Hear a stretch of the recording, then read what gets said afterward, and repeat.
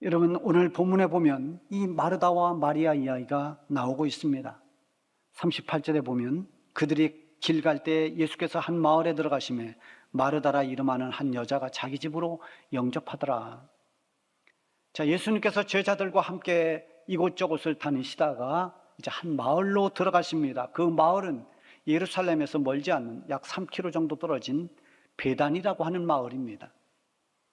이 베다니 마을에는 마르다라고 하는 이 여자가 살고 있었고, 그 여동생 마리아, 그리고 그 오빠 나사로, 이렇게 함께 살고 있었습니다. 이 가정과 예수님과는 특별한 관계를 가지고 있습니다. 아주 인연이 있습니다. 마르다의 여동생인 마리아는 예수님에게 가장 귀한 옥합에 들어있는 향유를 예수님께 쏟아 부었고, 그것으로 예수님의 발을 씻겨드리고 눈물을 흘리면서 그렇게 예수님을 섬겼던 그 여인이 바로 마르다의 동생 마리아입니다. 그리고 그의 오빠 오라버인 그 나사로는 죽었다가 예수님께서 이미 장사된 나사로를 살려주는 이런 기적의 주인공이기도 합니다. 자, 아마도 그날 몹시 피곤한 일정을 이렇게 쭉 바쁘게 돌아다니다가 이제 제대로 먹지도 못했을 테고 여기저기 다니다 보니까 그때는 다 걸어 다니는 거 아니겠어요? 피곤했을 것입니다. 이것을 눈치챈 마르다가 예수님을 자기의 집으로 모셔드립니다. 예수님과 제자들이 쉴 수 있는 공간을 자기 집에 내주었습니다. 그리고 그들이 쉴 뿐만이 아니라 시장한 그런 이제 식사 때에 식사를 제공하도록, 그래서 마음껏 먹을 수 있도록 음식을 준비하기 위해서 그런 부담을 안고 자기 집으로 초대한 것입니다. 자, 모든 봉사자들은 다 선한 부담을 끌어안고 있는 사람들입니다. 자기의 수고가 있어야만 되고, 자기의 시간을 내야 되고, 자기의 물질을 내어놓아야 되고, 이런 여러 가지 부담을 감수하는 사람이 봉사할 수 있고 헌신할 수 있습니다. 우리 찬양대에 보면 악기부가 있는데요, 저 바이올린, 플룻, 첼로, 다 자기들이 집에서 아끼는 악기인데, 이 아끼고 있는 악기들인데 그거 낑낑 들고 와서 합니다. 악기부만 해서 또 다른 분들이 좀 시기하거나 질투하지 않기를 바랍니다.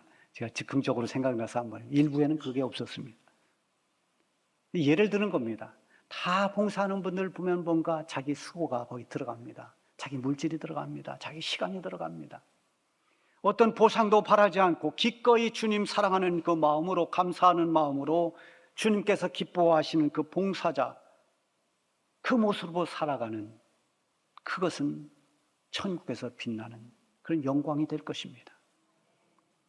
문제는 이 마르다가 예수님을 집으로 모셔온 후부터 시작이 됩니다. 예수님은 마르다의 집에서 고단한 몸을 쉬면서 쉼의 시간을 갖는 동안에 말씀을 전합니다. 예수님이 무슨 말씀을 하시든지 주님께서 말씀하시는 그 말씀의 진리는 이 세상의 학문에서 배울 수 없는 그야말로 천상의 복음들이었습니다. 근데 39절에 보면은 그에게 마리아라는 동생이 있어 주의 발치에 앉아 그의 말씀을 듣더니, 자, 마리아는 지금 예수님의 발치에 딱 앉아서 말씀을 듣고 있습니다. 도대체 마리아가 누구이길래 이렇게 바쁜 상황에서 예수님 발치에 앉아서 그저 주님의 말씀에 집중하고 있는 것일까? 근데 성경에서는 마리아가 왜 이렇게 주님 말씀을 사모하는지를 유추할 수 있는 어떤 사건이나 자세한 소개나 기록이 없습니다. 다만 그가 예수님 앞에서 눈물을 흘리며 값비싼 향유를 부어드렸던 그 사건, 그 일은 4개의 복음서에 다 기록이 되어 있습니다.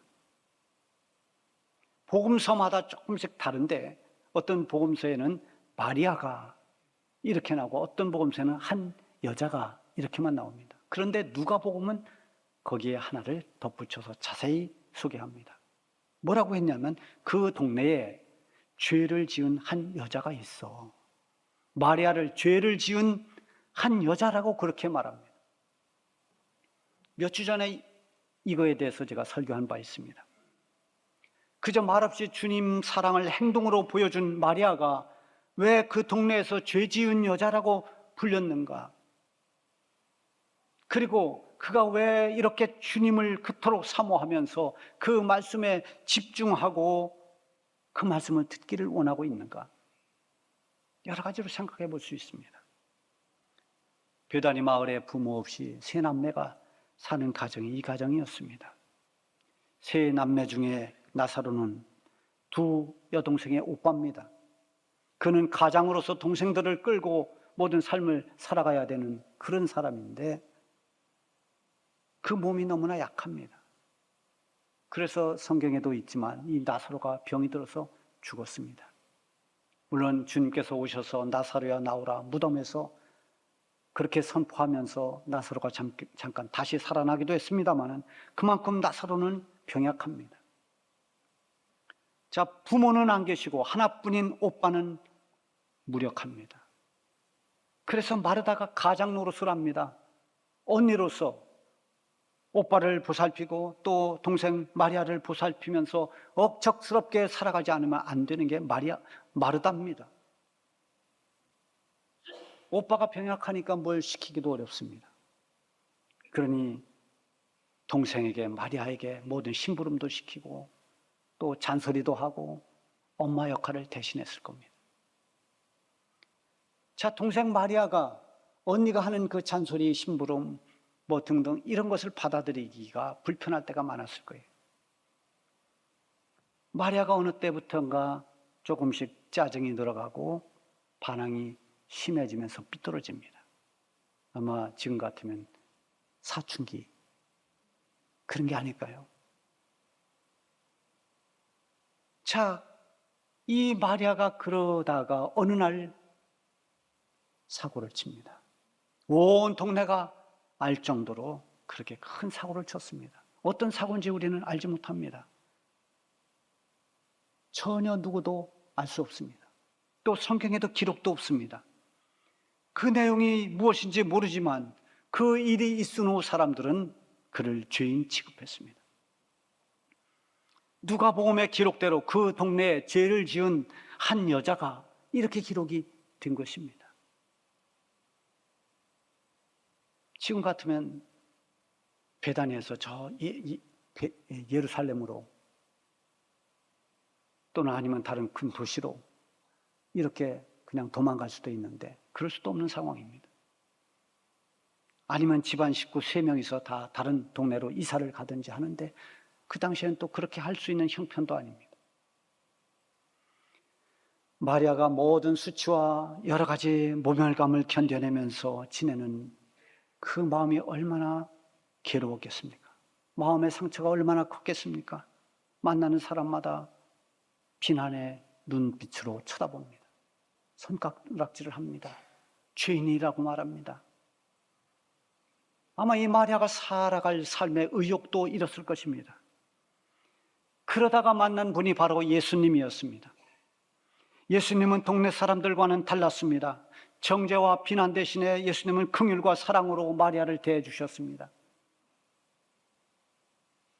그리고 마리아는 예수님을 통해서 그리고 예수님이 하시는 그 말씀을 통해서 점점 치유가 되고 회복이 됐습니다. 예수님의 말씀으로 거듭나고 새 삶을 얻게 되었습니다. 예수님에게 은혜를 받았습니다. 사랑의 빚을 졌습니다. 그런 예수님에게 자기의 값비싼 향유를 쏟아붓는 것이 어찌 아까웠겠습니까? 그 말씀으로 세상을 보는 눈이 달라졌고 삶을 살아가는 자세가 달라졌습니다. 그날도 주님께서 자기 집에 오심으로 인해서 주님의 말씀을 들을 수 있는 절호의 기회가 왔다고 생각했습니다. 그래서 그런 사모하는 마음으로 주님의 발치에 앉아서 주께서 하시는 말씀 하나도 놓치지 않고 그 말씀에 귀를 기울입니다. 그 말씀 한마디 한마디를 마음에 새기면서 은혜를 받고 있습니다. 여러분, 죄사함의 은혜가 큰 사람일수록 말씀을 사모합니다. 목마른 심령이 될수록 주님의 말씀은 은혜의 단비가 되는 것입니다. 자, 그런데 40절을 보세요. 마르다는 준비하는 일이 많아 분주한지라 예수께 나아가 이르되 주여 내 동생이 나 혼자 일하게 두는 것을 생각하지 아니하시나이까? 그를 명하사 나를 도와주라 하소서. 자, 예수님을 집으로 영접한 사람이 마르다입니다. 마르다는 예수님의 필요를 잘 살필 줄 아는 지혜로운 사람입니다. 피곤해서 예수님이 좀 쉬어야 되고 배가 고파서 뭔가를 드셔야 했습니다. 그래서 예수님을 집으로 모시고 왔습니다. 예수님 한 분만 오시는 게 아닙니다. 예수님을 따라다니는 제자들까지 다 들어옵니다. 많은 사람들이 들어왔습니다. 그러니 할 일이 많을 수밖에 없습니다. 지금이야 전기시설이 많이 발달해서 각종 음식을 할 수 있는 도구들이 얼마나 많습니까? 전기밥솥이 있고 전자레인지 있고 그런 데다 뚝딱뚝딱 하면 되겠지만 그때 그런 게 어디 있습니까? 지금은 얼마나 편리합니까? 지금은 대형 슈퍼에 얼른 가면 그냥 데우기만 하면, 끓이기만 하면 다 완성되는 음식들도 많습니다. 그거 다 그만두더라도 배달이 얼마나 발달됐습니까? 여기 배달이 마르다네 집인데요. 짜장면 15그릇 주세요. 그러면 금방 달려올 거 아닙니까? 그러나 그때 그러면 상상도 못할 때입니다. 처음부터 손수 모든 음식을 처음부터 끝까지 사람의 손으로 해야만 됩니다. 제가 시골에서 자랄 때 우리 동네에 공동 우물이 2개 있었습니다. 그래서 그 우물 가까운 쪽에 있는 집들은 이 가까운 우물을 썼어요. 그래서 밥 때가 되면은 다 그 우물에 가서 물을 길러다가 밥을 합니다. 이렇게 물지개에다 치고 오기도 하고 머리에다가 이렇게 얹어서 물을 이고 오기도 하고, 그리고 또 밥을 어떻게 합니까? 다 불을 떼서 했습니다. 일일이 다 불 떼서 밥을 했습니다. 시간이 얼마나 많이 걸립니까? 얼마나 많은 손이 갑니까? 자, 그런데 지금 10명이 넘는 많은 손님이 집에 왔는데 그들이 먹을 것, 그들이 마실 것 제공하려면 마르다 혼자서는 감당하기가 어려운 게 사실입니다. 이리 뛰고 저리 뛰면서 분주하게 움직여도 감당할 수가 없습니다. 한 사람 돕는 손길이 얼마나 절실히 필요합니까? 마리아가 동생 마르다가 마리아에게 신문을 좀 시키려고 보니 보이지 않습니다. 방 안에 이렇게 들여다보니까 예수님 발치에 딱 앉아서 말씀 듣고 있습니다. 여러분이 마르다라면 어떻겠습니까? 여러분 열 안 받습니까? 그런데 마르다, 언니 마르다가 얼마나 인격적인지 모릅니다. 예수님께 뭐라고 말씀드려요? 주님, 나 혼자 일하게 두지 말고 마리아에게 나 좀 도와주라고 말씀해 주세요. 이 정도 말하면 굉장히 인내심이 있는 언니 아닙니까? 착한 언니입니다. 저 같으면 내가 만약 마르다라면 그렇게 말 안 했을 것 같아요. 야, 너 지금 당장 나와. 너 언니 일하는 거 안 보이니? 예수님 피곤하신데 좀 쉬게 두고 이리 나와서 너는 나 좀 도와줘. 이럴 거 아니겠어요? 이 마르다가 예수님에게 말씀드리면 동생 마리아가 예수님을 좋아하기 때문에 말을 들을 거다 생각하고 예수님에게 나 좀 도와주라고 예수님 말씀해 주세요 그랬는데 예수님이 의외의 대답을 하십니다. 41절 42절에 보면 주께서 대답하여 이르시되 마르다야 마르다야 네가 많은 일로 염려하고 근심하나 몇 가지만 하든지 혹은 한 가지만이라도 족하니라. 마리아는 이 좋은 편을 택하였으니 빼앗기지 아니하리라 하시니라. 여러분, 이 말씀 때문에 많은 사람들이 오해합니다. 이 말씀을 이분법적으로 생각해서 오해를 하는 겁니다. 마치 마르다는 잘못된 것이고 마리아는 지금 잘하고 있는 것이다. 이쪽이 틀렸고 이쪽이 맞다. 이렇게 이분법적으로 생각을 하는 사람들이 있어요. 그러나 그거 아닙니다.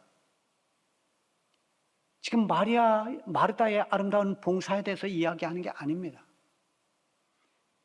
그래서 이 마르다가 지금까지 했던 그런 귀한 헌신, 마르다의 아름다운 섬김과 봉사가 평가절하되는 그런 우를 범하기가 쉽습니다. 예수님은 마르다의 중심을 다 아십니다. 예수님 어떻게 해서라도 시장하신 예수님을 먹이고 싶고 또 피곤한 예수님을 쉬게 하고 싶습니다. 예수님은 그거 모를 리가 없습니다. 예수님은 겉만 보는 분이 아닙니다. 예수님은 속사람을 다 들여다봅니다. 사람의 마음 중심을 아십니다. 예수님께서 바리새인들과 서기관들을 보시면서 그 속마음을 보고 호통을 치십니다. 화 있을진저 외식하는 서기관들과 바리새인들이여, 회칠한 무덤 같으니 겉으로는 아름다우나 그 안에는 죽은 사람의 뼈와 모든 더러운 것이 가득하도다. 이 외식하는 바리새인과 서기관들에게는 화 있을진저라고 그렇게 야단을 치셨습니다. 더 심할 때는 독사의 새끼들아, 이렇게까지 심한 말을 할 때도 있습니다. 그런데 예수님이 마르다에겐 그렇게 대하지 않습니다. 마르다의 그런 순수한 섬김을 아셨기 때문입니다. 마르다의 진심 어린 봉사를 주님이 아십니다. 그래서 예수님은 마르다를 사랑하셨습니다. 마리아도 사랑했고 나사로도 사랑했습니다. 요한복음 11장 5절에 보면은 예수께서 본래 마르다와 그 동생과 나사로를 사랑하시더니, 예수님이 마르다를 사랑했다는 말씀이 있습니다. 예수님은 평소 마르다의 섬김을 귀하게 보셨고 그 섬김으로 좋은 대접도 받았습니다. 마르다의 요청에 대답하시는 예수님께서 마르다를 부를 때 2번 부릅니다. 마르다야, 마르다야. 왜 예수님이 이 마르다야를 부를 때 이렇게 2번을 연거푸 부를까? 저는 이 마르다야, 마르다야 이 말씀을 계속 읽으면서 묵상하면서 설교 제목을 마르다야, 마르다야 이렇게 정했습니다. 성경에서 사람 이름을 2번 부르는 경우는 다 호의적인 부름입니다. 사람과 친밀함을 나타낼 때, 중요한 사명을 주실 때, 정말 애정과 안타까움으로 권면하고 부르실 때, 그럴 때 대개 2번 이름을 반복해서 부릅니다. 아브라함이 하나님의 말씀에 순종해서 자기의 사랑하는 독자 이삭을 하나님 말씀대로 번제물로 드리기 위해서 칼을 빼어 들었을 때 하늘로부터 음성이 들립니다. 아브라함아, 아브라함아, 그에게 손대지 마라. 순종하는 아브라함을 보면서 하나님이 감동하십니다. 그때 부르는 그 부름이 아브라함아, 아브라함아. 모세에게 고통당하는 이스라엘 백성들을 구원해내기 위해서 그를 불러서 이제 민족의 지도자로, 이스라엘의 지도자로 삼으려고 할 때, 그때 모세를 부를 때 모세야, 모세야 이렇게 부르십니다. 한나의 간절한 기도에 응답받아서 이 땅에 태어난 사무엘, 그가 하나님 약속한 대로 성전에 바침이 되었고 성전에서 살고 있는 어린 사무엘, 그 사무엘이 무엇을 해야 될지를 하나님께서 이제 처음 말씀하실 때 사무엘을 사무엘아, 사무엘아 이렇게 부르십니다. 오늘 본문을 보면 마르다야, 마르다야 하는 것은 마르다가 잘못했다는 얘기가 아닙니다. 마르다를 지금 평가하고 있는 게 아닙니다. 마르다를 책망하려는 게 아닙니다. 마르다야, 마르다야 부르시는 주님의 마음은 마르다를 사랑해서 더 깊은 진리를 깨우쳐 주려는 마음이 예수님 속에 있다는 것입니다. 마르다를 지금 책망하고 있는 것이 아닙니다. 예수님도 이 마르다가 해주는 음식을 먹었습니다. 마르다의 봉사를 무시하는 게 아닙니다. 그럼에도 불구하고 동생이 지금 말씀을 귀담아 듣고 있는 이 일은 좋은 선택이라는 것입니다. 상황적으로 보면 지금 마리아도 얼른 일어나서 바쁜 언니를 도와줘야 됩니다. 그러나 주님의 말씀을 듣는 일은 그 어떤 것보다도 소중한 것이라는 것을 깨우쳐주고 있습니다. 여러분, 교회에서 여러 가지로 우리가 봉사해야 할 일들이 많지만 예배를 뒷전으로 하고 말씀을 듣지 않고 그렇게 오직 봉사에만 분주한 것, 그 우선 할 일을 놓치는 것입니다. 대개 애국에 있는 그 한국 이민교회들 보면 교제하러 오는 분들이 많습니다. 저희 작은아버지, 작은어머니도 처음에 그렇게 해서 나갔습니다. 외로우니까, 또 사람을 사귀어야 되니까 교회 나가는 겁니다. 예배에는 큰 관심 없습니다. 오늘 말씀이 무엇인가? 나에게 주시는 말씀이 무엇일까? 관심 없습니다. 오늘 김씨 만나고 박씨 만나고 또 누구 만나고 교제하고 서로 떡대고 여기에만 관심을 갖는 거예요. 우선순위를 놓치는 것입니다. 그러므로 모든 봉사자들의 기본은 예배를 드리는 일이고 말씀을 듣는 일입니다. 예수님은 이 사실을 사랑하는 마르다에게 꿀팁처럼 그렇게 가르쳐주고 있는 것입니다. 진정한 봉사자는 진정한 예배자가 되어야 합니다. 말씀을 듣고 예배를 드리는 선택이 다른 것에 밀려나서는 안 됩니다. 그것이 기본이 되고 그것이 우선이 되는 가운데 이루어지는 모든 봉사야말로 정말 주님께서 기뻐하시는 그런 빛나고 아름다운 봉사가 된다는 사실을 여러분들이 꼭 기억할 수 있기를 바랍니다.